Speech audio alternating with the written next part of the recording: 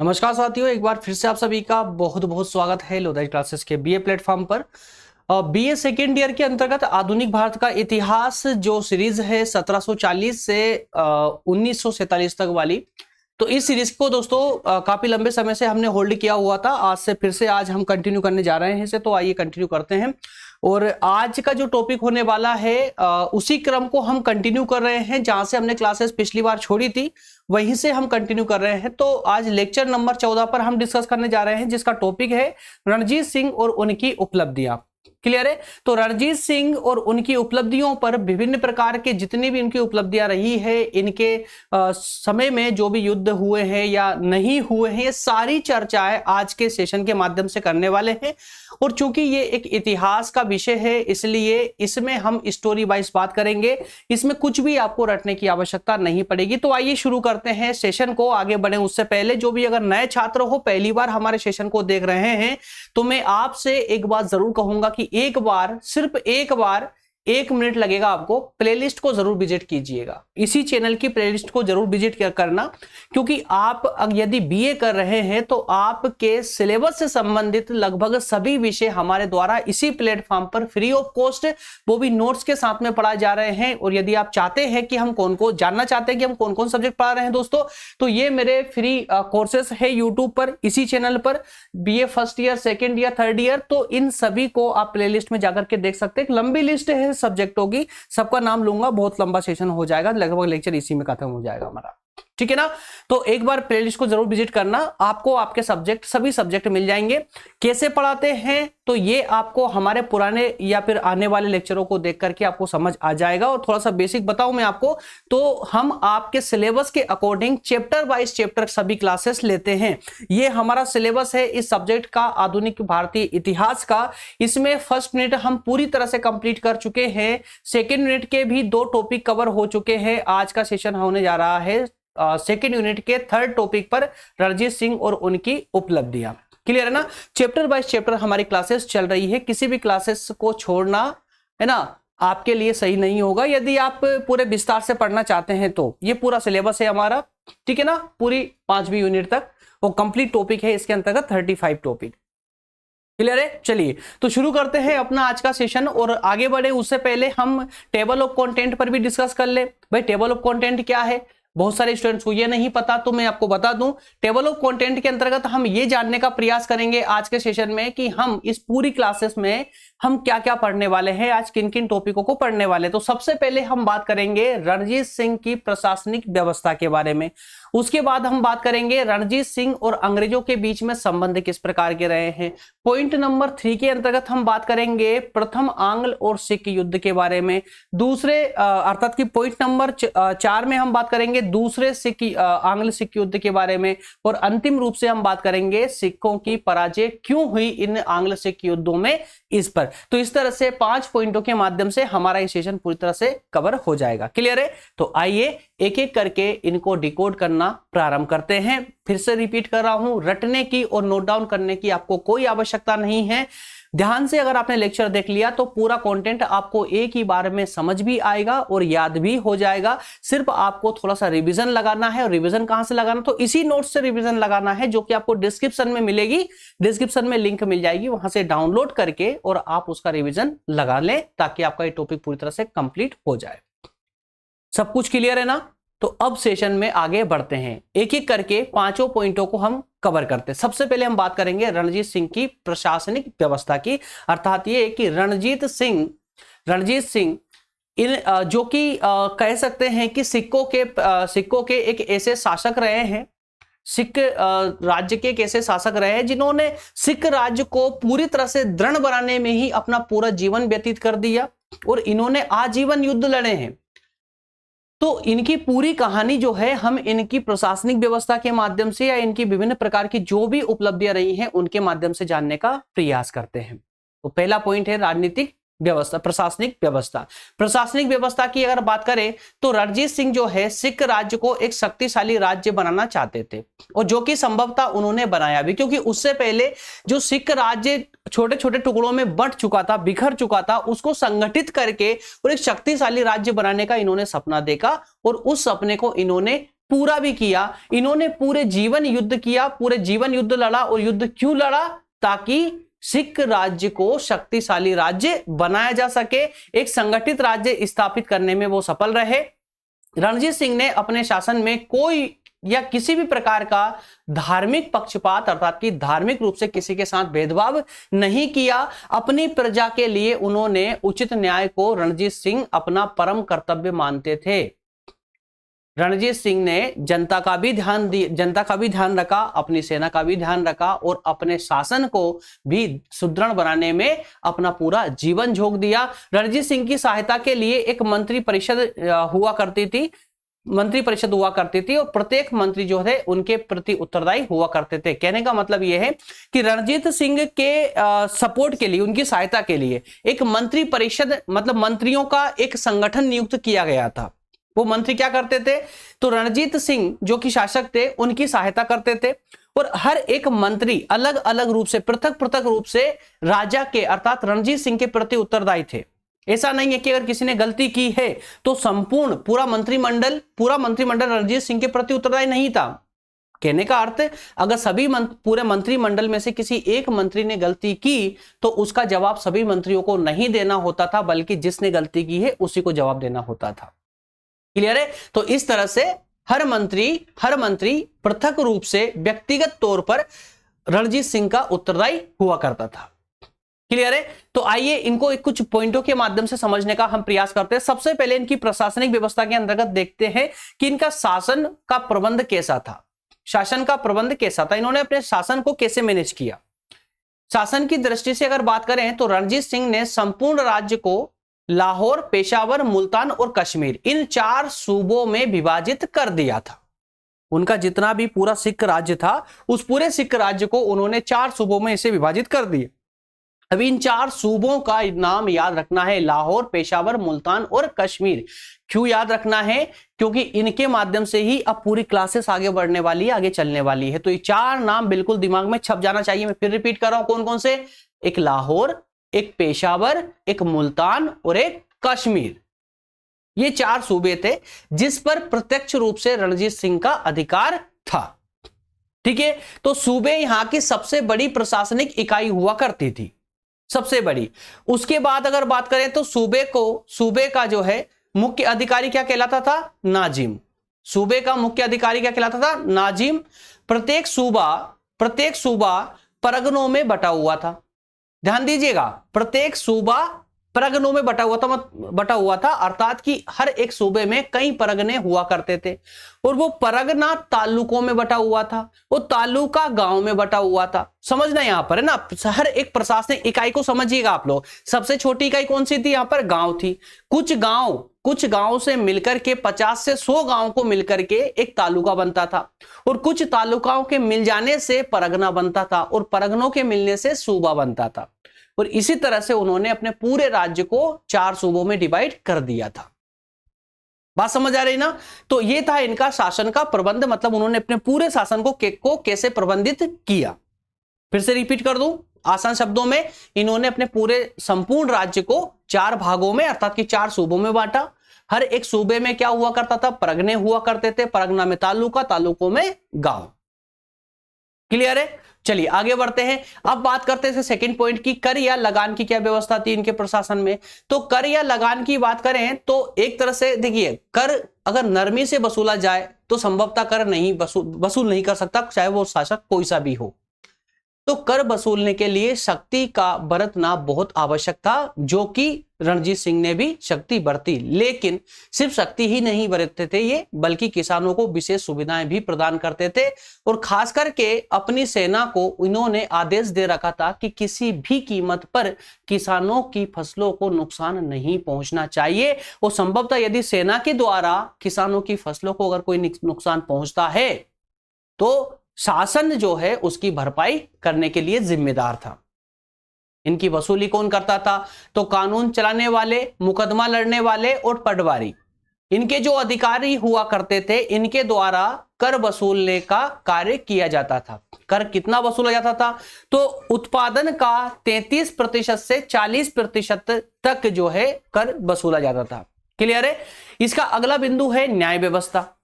अब जब हमने कर या लगान की व्यवस्था की बात कर ली, शासन के प्रबंधन की बात कर ली, अब एक छोटी सी न्याय व्यवस्था के बारे में बात कर लेते हैं, अर्थात कि रणजीत सिंह के राज्य में न्याय की क्या व्यवस्था थी। तो न्याय व्यवस्था इनके राज्य में बहुत ही सरल हुआ करती थी। क्यों? क्योंकि गांव के जो झगड़े होते थे वो पंचायतों में ही निपटा लिया करते थे। गांव के जो झगड़े होते थे वो पंचायतों में ही निपट जाया करते थे। अब हो सकता है कि पंचायत में किसी के साथ में न्याय नहीं हुआ, तो वो पंचायत के निर्णय को जो है अन्य न्यायालय में चुनौती दे सकता था, मतलब अपील कर सकता था पंचायत के निर्णय के विरुद्ध। कहां पर? कारदार न्यायालय में, ठीक है ना, कारदार न्यायालय में, जो कि एक कह सकते हैं कि एक तालुका या सूबा के स्तर का एक न्यायालय हुआ करता था, ठीक है ना। अब इसके ऊपर की बात करते हैं, इसका ऊपर जो न्यायालय था, सूबा तालुका से ऊपर का जो न्यायालय था वह था नाजिम कहलाता था, वो न्यायालय नाजिम, ठीक है ना, नाजिम। समझिएगा, यहां पर गांव के झगड़े पंचायत में, पंचायत के द्वारा दिए गए निर्णय को कहां चुनौती दी जा सकती थी? तो उससे ऊपर अर्थात कि तालुका के न्यायालय में। तालुका के न्यायालय को क्या कहते थे? कारदार न्यायालय।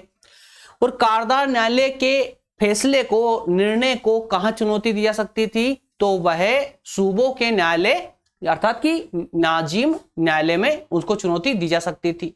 नाजिम के मुकदमों की अपील राजधानी के न्यायालय, जिसे क्या कहा जाता था? अदालत ए आला।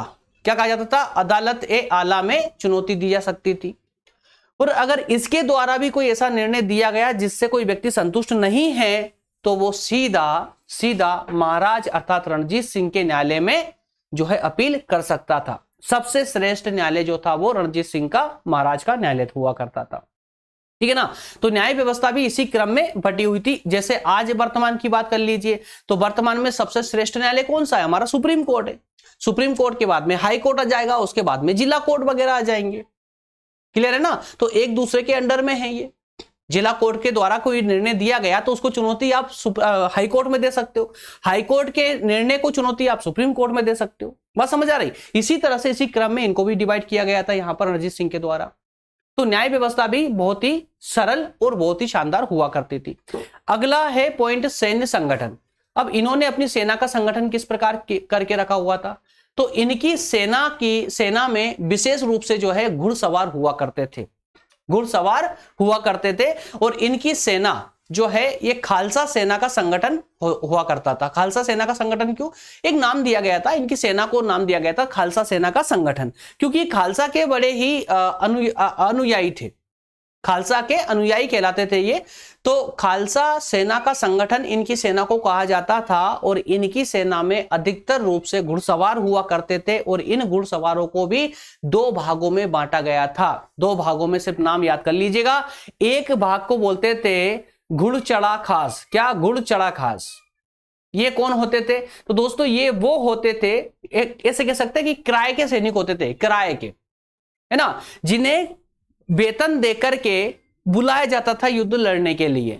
और ऐसी सेना के पास घोड़े जो है उनके स्वयं के होते थे।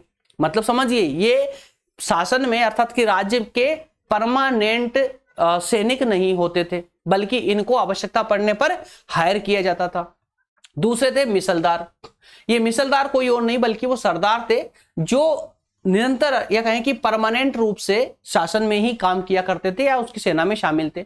तो ये उन अधीन सरदारों के घुड़सवार थे। अधीन सरदारों के घुड़सवार थे। अधीन सरदार कौन से? अधीन सरदार भाई जिनकी भूमि पर रणजीत सिंह ने अधिकार कर लिया था और उनके घुड़सवारों को अपनी सेना में शामिल कर लिया। अब यही तो होता है, अगर कोई राजा किसी अन्य राज्य पर अधिकार कर लेगा तो उसकी सेना पर वो अधिकार कर लेगा। सिंपल सी कहानी है। वही सरदार जो है मिसलदार कहलाते थे। तो ये दो प्रकार के सैनिक हुआ करते थे इसमें, घुड़सवारों में। क्लियर है? अगला पॉइंट है आपका, अगला पॉइंट है रणजीत सिंह और अंग्रेजों के बीच में संबंध कैसे रहे हैं। तो एक पॉइंट आपका कवर हो चुका है प्रशासनिक व्यवस्था वाला।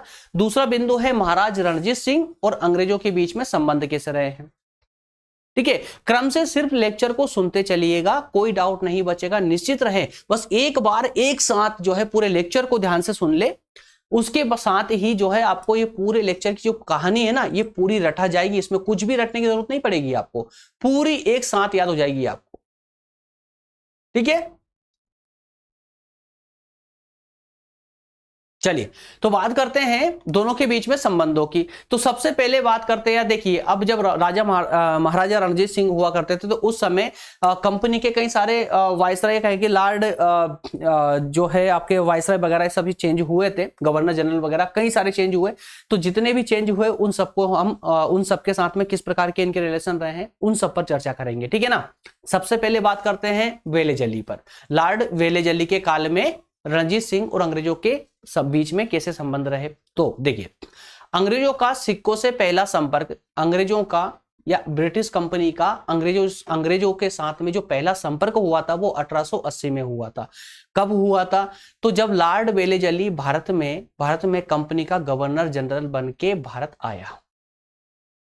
ठीक है, तो इसने लॉर्ड वेलेजली जब भारत आता है गवर्नर जनरल बन के कंपनी का, तो उस समय जमान शाह नाम का एक अफगान का शासक हुआ करता था, जमान शाह। ठीक है ना, अफगान का शासक हुआ करता था। उसकी प्लानिंग चल रही थी, वो बस मौका देख रहा था भारत पर आक्रमण करने का। और यदि जमान शाह भारत पर आक्रमण करता तो संभवतः उसका सामना किससे होता? ब्रिटिश कंपनी से होता, अर्थात अंग्रेजों के से सामना होता। और अंग्रेजों को खौफ था इस बात का कि भारत के अंदर तो विभिन्न शासकों से वो लड़ ही रहे हैं, ऐसे में अगर बाहर के शासक भी अंग्रेजों से लड़ने लगे तो अंग्रेज कंपनी ठप हो जाएगी, जो है निष्क्रिय हो जाएगी और उनको भारत छोड़कर भागने पड़ने की नौबत भी आ सकती है। तो इस दुविधा से बचने के लिए लॉर्ड वेलेजली जो है रणजीत सिंह के दरबार में उसने मुंशी यूसुफ अली को भेजा और कहा कि वहां जाकर ये उनसे प्रार्थना करे, रणजीत सिंह से प्रार्थना करे कि वे जो है अफगान के शासक जमान शाह का सहयोग ना करे आक्रमण में। ठीक है ना, और विशेष रूप से बहुमूल्य भेंट देकर के भेजा था, कई भेंटें देकर के भेजा था। ये जो फोटो देख पा रहे हैं यही है लॉर्ड वेलेजली। ठीक है, तो रणजीत सिंह से अंग्रेजों का दूसरा संपर्क होता है 5 साल बाद, माफ कीजिएगा 1805 में, सॉरी कुछ गड़बड़ है दोस्तों, सन में डेट में कुछ गड़बड़ है, इसको मैं चेक करूंगा। तो इसको डेट को यार कहीं ना कहीं गड़बड़ हुई है, मैं दोनों डेट को चेक करके और आपको, ठीक है ना, ये आपके जो भी बुक है या हो सकता गूगल का डाटा हो, ये कहां से डेटा लिया है कंफर्म नहीं है, मैं इसकी डेट चेक करके और आप लोगों को जरूर बताऊंगा। क्लियर है? ठीक है, तो नोट डाउन मत कीजिएगा, मैं इसको चेंज करवाऊंगा डेट को, उसके बाद ही नोट डाउन कीजिएगा, या फिर अगर चाहे तो इसमें से जो है आप डेट को हटा भी सकते हैं जब तक कंफर्म नहीं हो पा रही हो। ठीक है, तो रणजीत सिंह से अंग्रेजों का दूसरा संपर्क कब हुआ ये डेट अब देख लेंगे। तो मराठा सरदार यशवंत राय होलकर और तथा फर्रुखाबाद के युद्ध में हारकर पंजाब की ओर भाग जाता है। अंग्रेजों का और यशवंत राय होलकर का फर्रुखाबाद में युद्ध होता है, लड़ाई होती है, और इस युद्ध में यशवंत राय होलकर हार जाते हैं, हार करके पंजाब की ओर भाग जाते हैं। पंजाब की ओर मतलब क्या हुआ कि रणजीत सिंह के राज्य की ओर, और वहां जाकर के वो रणजीत सिंह से सहायता मांगते हैं या सहायता की प्रार्थना करते हैं। लेकिन ऐसे में रणजीत सिंह विचार करते हैं और विचार करने के बाद में वो निर्णय लेते हैं कि यदि उन्होंने यशवंत राय होलकर की सहायता की तो अंग्रेज इनके विरुद्ध हो जाएंगे, इनके शत्रु बन जाएंगे। इसीलिए अंग्रेजों से उन्होंने अच्छा संबंध रखने के लिए ही उन्होंने यशवंत राय होलकर की सहायता करने से इनकार कर दिया। कहानी आगे बढ़ती है, 1806 में पहुंचती है। एक साल बाद ब्रिटिश सेना नायक जनरल लेक और रणजीत सिंह के बीच में एक समझौता हो जाता है। ठीक है ना, तो कुल मिलाकर कह सकते हैं कि लॉर्ड वेलेजली के काल में रणजीत सिंह और अंग्रेजों के बीच में संबंध जो है स्थायी रहे हैं, मित्रतापूर्ण संबंध बने रहे। ठीक है, इसके बाद में समय परिवर्तित होता है और अब जो है गवर्नर जनरल बनकर के लॉर्ड मिंटो आते हैं भारत में। लॉर्ड मिंटो ने मेटकॉफ को लाहौर भेजा। ये लॉर्ड मिंटो का मंत्री हुआ करता था मेटकॉफ, और इसको लाहौर भेजा, लाहौर यशवंत रणजीत सिंह के पास में वहां पर भेजा। और उसको भेजने के पीछे दो उद्देश्य थे। क्यों भेजा था? क्योंकि पंजाब में फ्रांसीसी जो है विभिन्न प्रकार की योजनाएं चला रहे थे। जिससे वो अपने राज्य को और सुदृढ़ बना सके। कौन? फ्रांसीसी। और अंग्रेज बिल्कुल नहीं चाहते थे कि फ्रांसीसी या कोई दूसरा यूरोपीय कंपनी जो है भारत में अपना स्थान बना पाए। क्यों? क्योंकि अंग्रेजों को पूरे भारत पर कब्जा जो करना था, ठीक है ना। तो उस समय में क्या था कि फ्रांसीसियों ने पंजाब में कई प्रकार की योजनाएं चला रहे थे, तो उन योजनाओं को काटना, बंद करवाना, और दूसरा मकसद था सतलज के इस पार के क्षेत्रों में रणजीत सिंह की आक्रामक कार्यवाहियों को रोकना। तो ये दो उद्देश्य थे किसके? मिंटो के, लॉर्ड मिंटो के, मेटकॉफ को लाहौर भेजने के। और मेटकॉफ को स्पेशली कहा गया कि आप रणजीत सिंह के सामने बैठे और ये दोनों बातें करें कि कैसे भी करके फ्रांसीसियों पर ऐसे प्रतिबंध लगाओ कि वो अपनी योजनाओं को भारत में संचालित ना कर पाए। दूसरी बात का मतलब विशेष रूप से पंजाब में संचालित ना कर पाए। और दूसरी बात यह है कि सतलज के इस पार वाला जो साम्राज्य है वो ब्रिटिश कंपनी के अधीन है, तो उस क्षेत्र में रणजीत सिंह जो है अपनी कार्यवाहियां ना करे, कोई आक्रामक कार्यवाहियां ना करे, ठीक है ना। एक शांतिपूर्वक समझौता था हालांकि ये भी। तो 1809 में अंग्रेज तथा सिक्कों में अमृतसर की संधि हो जाती है। 1809 में इसी बात को लेकर के एक अमृतसर की संधि होती है अंग्रेजों के बीच में और सिखों के बीच में। इस संधि द्वारा दोनों पक्षों ने सदैव एक दूसरे के प्रति मैत्री भाव रखने का वचन दिया। रणजीत सिंह ने आजन्म, मतलब जब तक जिंदा रहे, इस संधि का पालन किया और अपनी मृत्यु तक अंग्रेजों के मित्र बने रहे। तो कुल मिलाकर के वैसे तो लास्ट वाली लाइन जो है इससे तो स्पष्ट होता है कि इन्होंने कभी भी अंग्रेजों से लोहा लिया ही नहीं, अंग्रेजों से हमेशा मैत्रीपूर्ण व्यवहार ही बना करके इन्होंने रखा, कभी भी बिगाड़ा नहीं ताकि इनको इनसे जो है युद्ध करना पड़े। तो एक बात तो क्लियर हो जाती है कि सिख और अंग्रेजों के बीच में जो भी युद्ध हुए हैं, ये सारे युद्ध जो है रणजीत सिंह के जाने के बाद ही हुए हैं। तो आगे कहानी हम आगे देखते हैं। इसके बाद में फिर आते हैं लॉर्ड हेस्टिंग। कौन आते हैं? लॉर्ड हेस्टिंग, भारत में ब्रिटिश कंपनी के गवर्नर जनरल बन करके। लॉर्ड हेस्टिंग के शासनकाल में गोरखों ने अंग्रेजों की नाक में दम कर रखा था, ठीक है ना। गोरखों ने अंग्रेजों की नाक में, मतलब अंग्रेजों के विरुद्ध रणजीत सिंह से सहायता प्राप्त करने का प्रयास किया। गोरखे लगातार युद्ध कर रहे थे अंग्रेजों से और अंग्रेजों के वाकई में उनकी नाक में दम कर दिया था, लेकिन फिर भी गोरखे जो है उनके पास आधुनिक हथियार ना होने के कारण, संगठित सेना ना होने के कारण अंग्रेजों के सामने थोड़े से फीके पड़ रहे थे। तो इसलिए उन्होंने भी रणजीत सिंह से सहायता मांगी। लेकिन रणजीत सिंह को याद था कि उन्होंने अमृतसर की संधि कर रखी है अंग्रेजों से, और इस संधि को देखते हुए ही उन्होंने गोरखों की सहायता करने से इनकार कर दिया। तो इस इनकार करने से भी कंपनी अर्थात कि अंग्रेजों और रणजीत सिंह के बीच में व्यवहार यथावत मैत्रीपूर्ण व्यवहार बना रहा। फिर आगे काल बदलता है। एम हस्ट आते हैं भारत में गवर्नर जनरल बन के। 1827 की कहानी है। अंग्रेज और सिखों के राजदूत जो है एक दूसरे के यहाँ पर जाते हैं और दोनों ने एक दूसरे के प्रति मैत्री भाव और सद्भावना प्रकट की है, ठीक है ना। मतलब विशेष तो कुछ नहीं हुआ क्योंकि इनके शासनकाल में भी मतलब कि 1827 में भी सिखों के राजदूत कंपनी में जाते हैं, है ना, और कंपनी के राजदूत सिखों के पास आते हैं और यथासंभव जो मैत्री भाव था वो ऐसे के सही बना रहा, कोई परिवर्तन नहीं आया। अब कहानी बढ़ती है आगे। विलियम बेंटिक भारत में जो है गवर्नर जनरल बनकर आते हैं अक्टूबर 1831 में। कब? अक्टूबर 1831 में महाराजा रणजीत सिंह ने गवर्नर जनरल विलियम बेंटिक को प्रस्ताव दिया। ये एक्चुअल में एक सभा में मिले दोनों, रणजीत सिंह और विलियम बेंटिक दोनों एक सभा में मिलते हैं। वो सभा में जब सभा में बैठे ये दोनों, है ना, तो रणजीत सिंह ने जो विलियम बेंटिक थे इनको एक प्रस्ताव दिया और कहा कि एक काम करते हैं, अपन दोनों मिलकर के सिंध को जीत लेते हैं। किसको? सिंध को जीत लेते हैं। और सिंध को जीतने के बाद में इसका आपस में बंटवारा कर लेंगे, ठीक है ना, परसेंटेज रख लेते हैं, उसके हिसाब से बंटवारा कर लेंगे। लेकिन विलियम बेंटिक ने जो है अपनी कूटनीतिक चाल चलते हुए और रणजीत सिंह से कहा कि कंपनी को सिंध में कोई दिलचस्पी नहीं है, जबकि कहानी कुछ और ही थी। यहां पर बात जब चल रही थी सिंध की दोनों के बीच में, उससे पहले ही जो है ये एक नीति बना चुके थे, योजना बना चुके थे सिंध को जीतने की।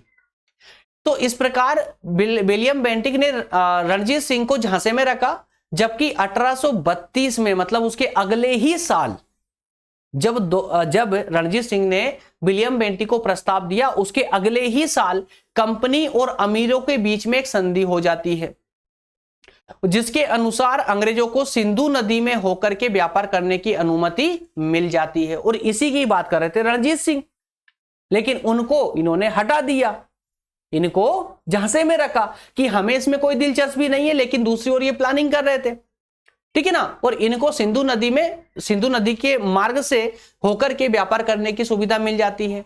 लेकिन रणजीत सिंह को जैसे ही यह समाचार मिला तो ये सुनकर रणजीत सिंह को बहुत क्रोध आया, बहुत गुस्सा आया। लेकिन चूंकि अंग्रेज तो थे कूटनीतिज्ञ, उन्होंने फिर से उनको शांत करा दिया, रणजीत सिंह को फिर से शांत करा दिया। तो इस तरह से यहां पर भी जो है इनका क्रोध बढ़ते बढ़ते रुका, दोनों के संबंध बिगड़ते बिगड़ते रुक गए। आगे बात करते हैं, आगे आते हैं लॉर्ड डलहौजी। लॉर्ड डलहौजी, तो लॉर्ड हार्डिंग के बाद में डलहौजी गवर्नर जनरल बनकर के भारत आते हैं। लॉर्ड हार्डिंग द्वारा पंजाब में स्थापित शासन व्यवस्था सफलतापूर्वक कार्य ना कर सकी। भाई जब लॉर्ड हार्डिंग थे तो उस समय कंपनी पंजाब में कोई खास काम नहीं कर पाई। ब्रिटिश रेजिमेंट के नियंत्रण को सिख लोग सहन ना कर सके, अर्थात कि यहां पर पंजाब में जो है ब्रिटिश जो कंपनी थी उसने नियंत्रण कुछ ज्यादा ही कड़ा कर दिया था, जिसे सिख लोग बर्दाश्त नहीं कर पाए। दूसरा अंग सिख युद्ध जो है युद्ध हुआ, इसमें सिखों की पराजय होती है। परिणाम स्वरूप पंजाब अंग्रेजी राज्य में मिला लिया गया। सिख अंग्रेजों के परम मित्र बन गए और बर्मा के द्वितीय युद्ध और 1857 की जो क्रांति हुई थी उसमें सिखों ने अंग्रेजों का भरपूर साथ दिया था। तो ये डलहौजी का जो ये युद्ध वगैरह हुए ना, ये सब रणजीत सिंह के जाने के बाद की कहानी है, पहले की कहानी नहीं है। ये रणजीत सिंह के जाने के, उनकी मृत्यु के बाद की कहानी है, ठीक है ना। तो लॉर्ड हार्डिंग ने कुछ खास काम किया नहीं या रणजीत सिंह ने करने नहीं दिया। उनके बाद में डलहौजी आया, तो डलहौजी की तो चूंकि वो तो था ही विस्तारवादी नीति को अपनाने वाला शासक, ठीक है ना, तो उसने पंजाब में विशेष नियंत्रण रखना प्रारंभ किया। सिख लोग भड़क उठे और कई सारे कारण थे हालांकि युद्ध के। दूसरा आंग्ल सिख युद्ध हो जाता है, सिख पराजित हो जाते हैं। अब पराजित को तो मित्रता करनी ही पड़ती है, सो सिखों ने अंग्रेजों से घनिष्ठ मित्रता कर ली, है ना। और इस मित्रता के परिणाम स्वरूप ही उन्होंने क्या किया, जो बर्मा का युद्ध हुआ था दूसरा युद्ध, उसमें अंग्रेजों का साथ दिया। 1857 की क्रांति हुई थी, इसमें सिखों ने भारतीय सेना जो क्रांतिकारी थे उनका साथ नहीं दिया, बल्कि अंग्रेजों का साथ दिया था, ठीक है ना। तीसरा पॉइंट है प्रथम आंग्ल सिख युद्ध। चलिए, तो डलहौजी के यहां से ही एक हवा लग जाती है युद्ध वाली, मतलब कि जो संबंध थे मैत्रीपूर्ण संबंध, उनको बिगड़ने की हवा लग जाती है। तो तीसरा बिंदु ही आता है हमारा, पहला अंग्रेज और सिखों के मध्य में युद्ध कब हुआ था, 1845 से 1846 के बीच में, मतलब कि ये 1 साल युद्ध लगभग चला। 1845-46 में जो पहला आंग्ल और सिख युद्ध हुआ, उसके अंतर्गत देखिए ध्यान से सुनिएगा, पूरी कहानी अभी आपको समझ आने वाली है। रणजीत सिंह की मृत्यु, जैसे ही रणजीत सिंह की मृत्यु होती है उसके बाद लाहौर का जो दरबार था वह कुचक्र और गुटबंदी और षड्यंत्रों का अखाड़ा बन गया था। कहने का अर्थ यह है कि रणजीत सिंह के जो उत्तराधिकारी थे ना, वो बहुत ही अयोग्य थे। उनमें कोई एक ऐसा दबंग उत्तराधिकारी नहीं था जो शासन को संभाल सके, जो एक सुगठित शासन रणजीत सिंह छोड़कर गए थे। तो ऐसे अयोग्य उत्तराधिकारी बहुत सारे थे। तो आपस में उन सभी उत्तराधिकारियों में क्या हुआ, जो है दलबंदी होना चालू हो गई, कुचक्र होना, षड्यंत्र रचना, ये सब चालू हो गया। एक दूसरे को मारने लगे, हत्याएं होने लगी। पूरे राज्य प्रशासन जो है, व्यवस्था जो थी वो पूरी ठप पड़ने लगी। उधर अंग्रेज पहले से ही पंजाब में गिद्ध की नजर जमाए बैठे थे, पंजाब को हड़पना चाहते थे अंग्रेज, ठीक है ना। तो इस बीच सेना ने बालक दिलीप सिंह को गद्दी पर बैठा दिया। सेना ने बालक दिलीप सिंह को गद्दी पर बैठा दिया। अब सेना क्यों आई यहां पर बीच में, देखिए ध्यान दीजिएगा। रणजीत सिंह के जाने के बाद में अब चूंकि इनके उत्तराधिकारी सभी अयोग्य उत्तराधिकारी थे, तो जो सेना थी ना, सेना ने ही शासन पर अधिकार कर लिया अप्रत्यक्ष रूप से। एक कठपुतली के रूप में एक बच्चा दिलीप सिंह जो थे उनको गद्दी पर बिठा दिया और उनकी सहायता के लिए रानी जो है खड़ी हो गई। रानी की देखरेख में बालक दिलीप सिंह को गद्दी पर बिठाया। लेकिन अंग्रेजों की बढ़ती लालसा से युद्ध होना अब अनिवार्य था। वो युद्ध नहीं कर पा रहे थे क्योंकि रणजीत सिंह के कारण, क्योंकि रणजीत सिंह ने ऐसी नीतियों को अपनाया जिससे दोनों के संबंधों में खटास पैदा हो ही नहीं रही थी। जबकि अंग्रेज तो चाहते थे कि संबंध बिगड़े ताकि वो जो है सिख राज्य पर आक्रमण कर पाए और उस पर अपना कब्जा जमा पाए। ठीक है, तो इस तरह से पहला आंग्ल सिख युद्ध होता है। युद्ध के कारणों की बात करें तो रणजीत सिंह के समय से ही अंग्रेज और सिखों में तनाव की स्थिति उत्पन्न होने लगी थी। कैसे? जैसे यथार्थ में अर्थात वास्तव में अगर देखा जाए तो अंग्रेज और सिखों के बीच में रणजीत सिंह के जीवन काल से ही तनाव उत्पन्न होने लगा था। अंग्रेजों ने हर स्थान पर रणजीत सिंह को अपमानित करने का प्रयास किया, उनको नीचा दिखाने का प्रयास किया और इन प्रयासों के कारण ही धीरे धीरे रणजीत सिंह अर्थात कि सिखों के मन में अंग्रेजों के प्रति द्वेष की भावना उत्पन्न होने लगी थी। लेकिन रणजीत सिंह की विशेष नीतियों के कारण, मैत्रीपूर्ण नीतियों के कारण ही उन्होंने अर्थात कि सिख सेना ने या सिखों ने जो है उस द्वेषपूर्ण भावना को दबा करके रखा, उसको उजागर नहीं होने दिया। लेकिन रणजीत सिंह के जाते ही वो जो भावना थी, द्वेषपूर्ण भावना, वो फूट के बाहर निकली। किस रूप में? प्रथम आंग्ल सिख युद्ध के रूप में। सिख सेना बर्दाश्त नहीं कर पाई। अब इसके अलावा दूसरे कारण की बात करें तो अंग्रेजों की सैनिक गतिविधि पंजाब में व्याप्त अराजकता का पर्याप्त फायदा उठाने के लिए अंग्रेजों ने बड़ी संख्या में अपनी सेना सतलज के निकटवर्ती प्रदेशों में एकत्रित करना आरंभ कर दिया।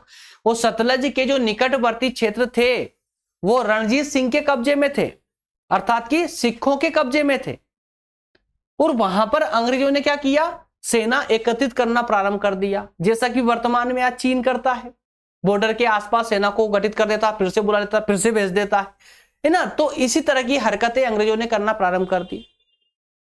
अंग्रेजों की इस हरकतों को देख करके सिखों के हृदय में जो है विचार उत्पन्न होना स्वाभाविक था। कौन सा विचार? कि अंग्रेज पंजाब पर अधिकार करना चाहते हैं। सिंपल सी बात है यार, अगर ऐसा होगा तो बिल्कुल किसी के मन में यही विचार आएगा ना, क्यों सेना यहां पर क्यों एकत्रित हो रही है, सेना को क्यों गठित किया जा रहा है यहां पर? कहीं ना कहीं वो पंजाब पर अधिकार करना चाहते हैं, इसलिए, है ना।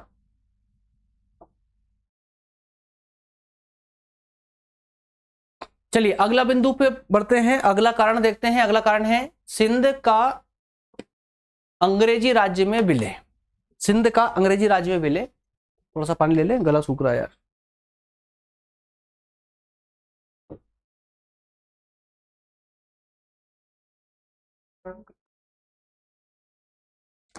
सिंध का अंग्रेजी राज्य में विलय। अब सिंध की कहानी तो आप समझ चुके हैं। रणजीत सिंह ने पहले ही जो है अंग्रेजों को प्रस्ताव दिया था, लेकिन उनको बेवकूफ बना के और खुद ने उसको हड़प लिया। 1843 में अंग्रेजों ने सिंध प्रदेश का अंग्रेजी साम्राज्य में विलय कर लिया। इस घटना से अंग्रेजों की साम्राज्यवादी जो विचारधारा थी वो पूरी तरह स्पष्ट हो गई। मतलब ये कि पहले सिखों को नहीं पता था कि ये, क्योंकि ब्रिटिश कंपनी तो यहां पर व्यापार करने के लिए आई हुई है ना, साम्राज्य थोड़ी ना, साम्राज्य कुल मिला करके अपने साम्राज्य को थोड़ी ना स्थापित करेगी यहाँ पर।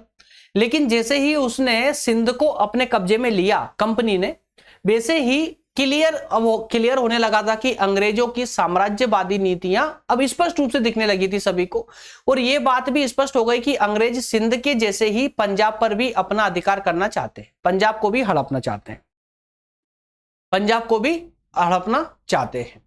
इससे युद्ध होना तय हो गया। इसके अलावा मेजर ब्राफुट का उत्तेजनापूर्ण कार्य, ब्राफुट ने भी कुछ ऐसे कार्य किए जिन्होंने सिखों को भड़का दिया। जैसे कि पदभार संभालते ही घोषित किया कि सतलज के दक्षिण में स्थित महाराजा दिलीप सिंह, बालक दिलीप सिंह के सभी प्रदेश, कहां पर? दक्षिण में महाराजा दिलीप सिंह के जितने भी प्रदेश हैं, भविष्य में अंग्रेजों का उन पर अधिकार हो जाएगा। भविष्य में अंग्रेजों का उन पर अधिकार हो जाएगा। अब अगर कोई बाहर का आने वाला व्यक्ति कोई ऐसी घोषणा करेगा तो गुस्सा आना तो स्वाभाविक है ना, क्रोध तो आएगा। फिर चाहे युद्ध हारे या जीते, किसको परवाह उस बात की।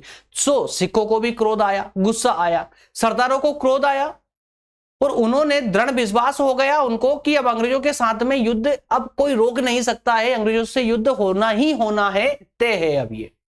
तो यहां से युद्ध होना तय हो चुका था। और अगर तात्कालिक कारण की बात करें, तात्कालिक कारण किसको बोलते हैं, जो युद्ध के जस्ट पहले एक विशेष कारण रहा हो जिसकी वजह से युद्ध छिड़ गया हो, तो वो तात्कालिक कारण था कि 1845 में सिख सैनिकों ने सतलज नदी को पार करना आरंभ कर दिया, क्योंकि सतलज नदी पर सैनिकों का जमावड़ा कर रहे थे। उन्हीं सैनिकों को उन्होंने सतलज नदी को पार करवाना आरंभ कर दिया। अंग्रेज इस अवसर की प्रतीक्षा में पहले से ही थे, अतः समाचार पाते ही लॉर्ड हार्डिंग ने सिखों से युद्ध की घोषणा कर दी। मतलब ये सिख सैनिकों की कहानी है। सिख देखिए क्या किया, पहले अंग्रेजी जो सैनिक थे वो सतलज नदी पर वहां उनका जमावड़ा बढ़ रहा था, उनको एकत्रित कर रहे थे। तो सिखों के विरोध करने पर वो सेना को फिर से वहां से हटाने लगे। लेकिन मौका देख करके सिख सैनिकों ने क्या किया, अपने कदम आगे बढ़ाए। जैसे ब्रिटिश कंपनी के सैनिकों ने कदम आगे बढ़ाए थे, वैसे ही उन्होंने भी कदम आगे बढ़ाए, क्योंकि सतलज नदी जो थी ना, वो उनकी सीमा थी, साम्राज्य की सीमा थी। तो जैसे ही सिख सेना ने सतलज नदी को पार किया दूसरी ओर, जहां पर अंग्रेजों का अधिकार था, वैसे ही अंग्रेज तो मौका ही देख रहे थे कि कैसे भी करके सिख सैनिक जो है ये नियमों को तोड़े, ये शुरुआत करे। और ये शुरुआत करते ही लॉर्ड हार्डिंग ने सिखों से युद्ध की घोषणा कर दी। मौका ही देख रहे थे वो लोग तो, ठीक है ना। चलिए अगला बिंदु है दूसरा युद्ध। दूसरा अंग्रेज और सिखों के बीच में युद्ध हुआ 1848 से 49 में। तो 1848 में लॉर्ड हार्डिंग इंग्लैंड लौट गया और उसके स्थान पर लॉर्ड डलहौजी गवर्नर जनरल बनकर के भारत आया। लॉर्ड डलहौजी विस्तारवादी नीति का अनुसरण करता था, मतलब कि ब्रिटिश साम्राज्य को निरंतर रूप से बढ़ाना चाहता था। उसी के शासनकाल में दूसरा आंग्ल सिख युद्ध हुआ और शेष सिख राज्य को कंपनी के साम्राज्य में मिला लिया गया। जब दूसरा सिख युद्ध हुआ, आंग्ल सिख युद्ध हुआ, तो दूसरे आंग्ल सिख युद्ध में सिख साम्राज्य जितना भी था, पूरे सिख साम्राज्य को कंपनी में मिला लिया गया। प्रथम आंग्ल सिख युद्ध तक भी जो है सिखों ने दम नहीं ली, उन्होंने मतलब कि अपनी हिम्मत नहीं आ रही थी, वो फिर भी तैयार थे युद्ध लड़ने के लिए, और उन्होंने संभवतः युद्ध किया। लेकिन चूंकि युद्ध कई कारण हो सकते हैं युद्ध हारने के, कोई एक कारण थोड़ी ना होता है, और वो कारण हम लास्ट में पढ़ने वाले, डोंट वरी। ये देखिए युद्ध के कारण भी आ गए हैं। युद्ध के क्या क्या कारण रहे हैं, उसके बाद में हारने के क्या क्या कारण रहे हैं, उनको भी हम लास्ट में पढ़ेंगे। तो इस दूसरे युद्ध के कारण क्या रहे, तो एक तो रहा रानी जिंदल के साथ में दुर्व्यवहार। किसने किया, अंग्रेजों ने रानी जिंदल के साथ जो व्यवहार किया, अपमानित व्यवहार किया। कौन सा व्यवहार, उसने सिखों को क्रोध से भड़का दिया था। क्या किया था उन्होंने, रानी को षड्यंत्र के आरोप में उसके पद से हटा दिया। रानी को षड्यंत्र करने का आरोप लगा करके उसके पद से हटा करके शेखपुरा भेज दिया, और फिर शेखपुरा से चुनार भेज दिया गया। उनकी पेंशन पहले 1.5 लाख तय की गई थी जब उन्हें शेखपुरा भेजा गया था, लेकिन उसको भी घटा करके 48,000 कर दिया, और फिर उसको भी घटा करके 12,000 कर दिया। और ऐसे में ही रानी के जो हीरे जवाहरात थे वो भी अंग्रेजों के द्वारा लूट लिए गए। तो सिखों ने इन सबको अपने राजवंश का अपमान समझा और युद्ध के लिए तैयार होने लगे। पहला कारण। दूसरा कारण था अंग्रेजों के द्वारा कुछ प्रशासनिक कदम उठाना। अंग्रेजों ने कुछ ऐसे प्रशासनिक कदम उठाए जो युद्ध का कारण बने। अंग्रेजों ने सरकारी पदों पर अंग्रेजों को ही धड़ाधड़ नियुक्त करना प्रारंभ कर दिया। उन्होंने मुसलमानों को प्रसन्न करने के लिए गोवध अर्थात कि गाय की हत्या करने की अनुमति दे दी। रणजीत सिंह इसके सख्त खिलाफ थे। उनके शासनकाल में गोवध नहीं होता था। तो अंग्रेजों के इस कदम से सामान्य सिख जो जनता थी वह भड़क उठी, उत्तेजित हो चुकी, और उन्होंने तय कर लिया अंग्रेजों से युद्ध करने का, क्योंकि इतना बड़ा अपमान वो नहीं सह सकते थे। अगला बिंदु है अंग्रेज अधिकारियों की हत्या।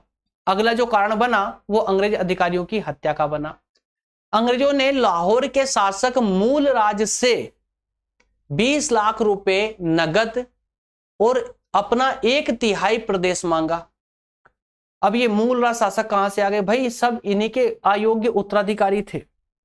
दिलीप सिंह के बाद में मूल राज को बिठाया, 1 करोड़ रुपए की मांग की थी इनको शासक बनाने के लिए, है ना। लेकिन कई सारी कारण रहे हैं, 1 लाख से घटा करके कुछ लाखों में लाख कर दिए थे। लेकिन फिर भी जो है युद्ध हो जाता है, आंग्ल सिख युद्ध प्रथम, तो उस केस में जो है पेमेंट नहीं दे पाते अंग्रेजों को ये।